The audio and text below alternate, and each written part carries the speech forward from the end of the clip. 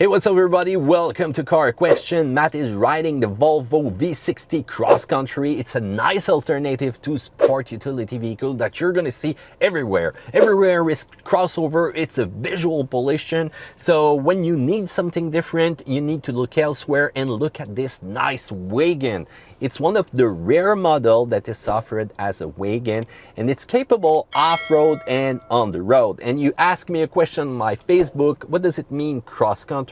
Is it only because of the all-wheel drive system? Well, the answer is no. It's a more capable vehicle with more ground clearance, which is going to be more agile when it's going to come to unbeaten path and bring your kids on vacation where no one has gone before. But when you look at the exterior of that Volvo V60, wow, it's an amazing look. The design, it's a head turner and I really like it. And you've got that ground clearance, which is way higher.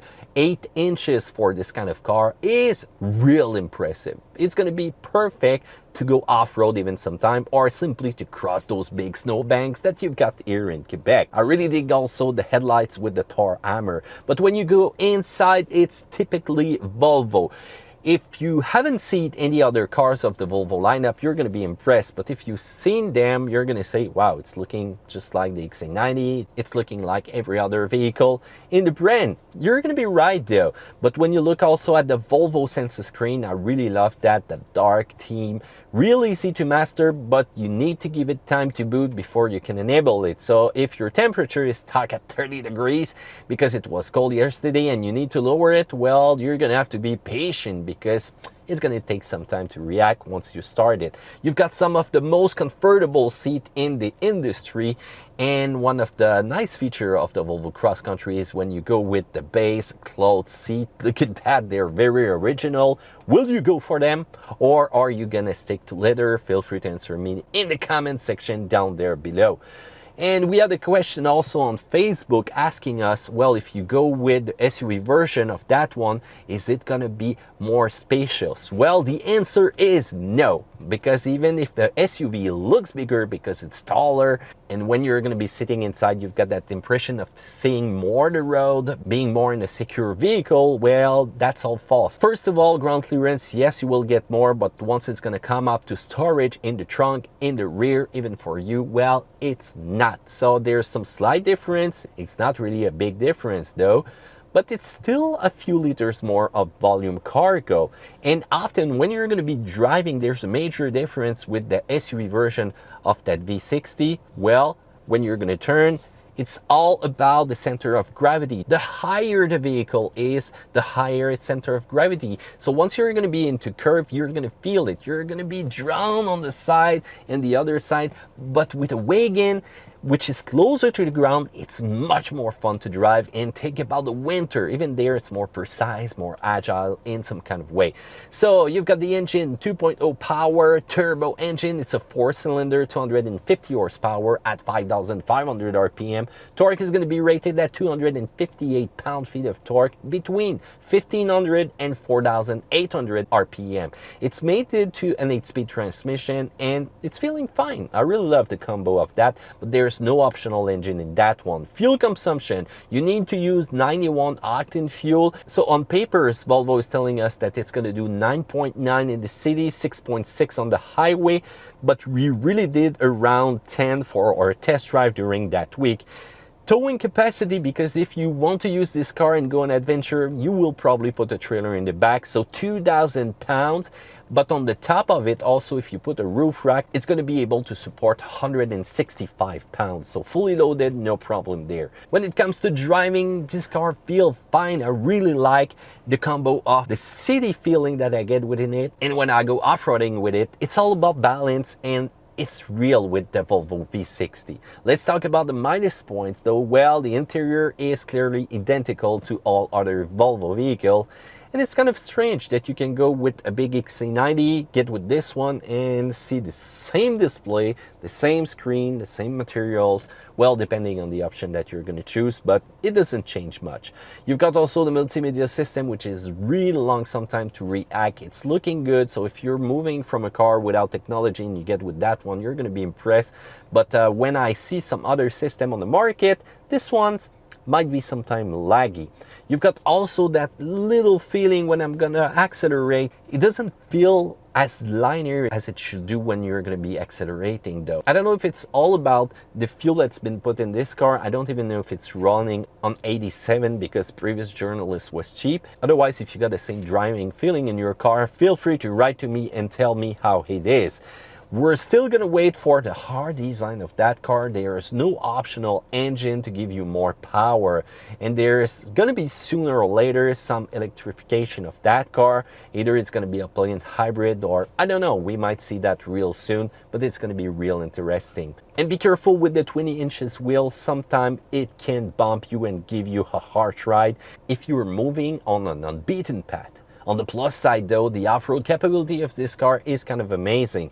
You've got the design which is real unique. You've got the interior which is kind of spacious and comfortable for you. It's all about security when you buy a Volvo car. How about that pilot system? If you're doing a lot of traffic, you will really like that one. It's going to follow the car up in front. It's going to follow the lane. You need some time though to put your hands on the steering wheel to make sure that the system is going to stay on. And another great point is all about reliability of those vehicles, because you said to me, Matt, why is there a lot of journalists that doesn't recommend the Volvo? Well, you got to be careful though. There's a nice warranty of Volvo, all about corrosion also for 12-year unlimited mileage, and you've got their parts and labor. So let's say that your warranty is over, you need to change a turbo. Yes, it's going to cost a lot of money. I swear to you, that's going to probably be painful for your wallet. If you do the job at the dealer, it's going to be warranty for a lifetime, parts and labor. So that's a nice move from Volvo to tell everybody that, hey, we have confidence in our product. And there's also a dealer problem here. I don't know in Europe, I don't know in the US, but here in Canada, there's not a lot of them. So the other journalist doesn't like that. So you need to have some more dealer to make sure that you've got a great bargain for your car first, but also for services. Let's say that you're stranded somewhere and nobody wants to touch your car, you're in deep trouble though. But so far, so good. I've not seen any horror story. How about you guys? If you own a Volvo car, a recent one, feel free to write a comment about how reliable your car is. Let's talk about price. Well, a base version of it will start at $48,900. If you want a special color, it's going to be $900. The nice wheel that we have on that car, $1,400. How about the leather? $1,100. So it will go up pretty quickly. You got to be careful when you're into luxury territory, but our recommended version of the V60 Cross Country is going to be the base version with the Vision Group at $1,800, which will have the 360-degree camera, the blind spot monitoring system, the rear cross traffic alert, and everything you need to help you when you're going to be parking your car. You've got the cold climate package also. If you're living in a cold country, feel free to add that package at $1,250, which is going to make your rear seat heated, steering wheel heated also. And how about those wipers up in front so they're not going to turn into some block of ice? Let's talk about competition. And you asked me a great question, Matt. Let's say that I want a V6 in that class. Where do I go? Which car I'm gonna buy? Well, I'm gonna break your hope, guys, because the only one available with a 6-cylinder is gonna be the Subaru Outback, but it's gonna change version really soon, so it's gonna fall into the 4-cylinder turbo category. It's gonna be the same one as the Ascent, and the Subaru Outback is a direct competitor, I think, to that Volvo, but it's not as refined. It's gonna be a lot more cheaper though, and you've got some decent off-road capability, but Subaru is really conservative about its style, its exterior styling, and it's going to be the same thing also in the redesign in 2020. We're going to test this one soon if it's not already out on the channel, so stay put for more video about the Subaru Outback. Another real contender in the luxury segment is going to be the Audi A4 Allroad. It's refined, you've got more performance than the Volvo, but you got to be careful, the price is going to go up real quickly with that one. If you add every option, the Volvo will stay cheaper, and it's all about security. But the Audi might be a little bit more refined when it's going to come to city driving. If you want to go with this class of car but you don't have a lot of money, well, guess what? You can still go for the Volkswagen Golf Alltrack 4Motion, real interesting all-wheel drive system, more affordable, but it's not the same refinement that you're gonna find inside that car, but a car that's gonna be useful for you, for your kids, and going on to adventure. So the Volvo V60 Cross Country, I really like the unique styling. I like its handling on the road and off-road, and it's all about balance. What do you think, guys? Feel free to comment that in the section down there below. Subscribe to Car Question. Yes, that's a bell notification. Press on it, guys, because you're gonna be noticed when the diagonal test is gonna come out.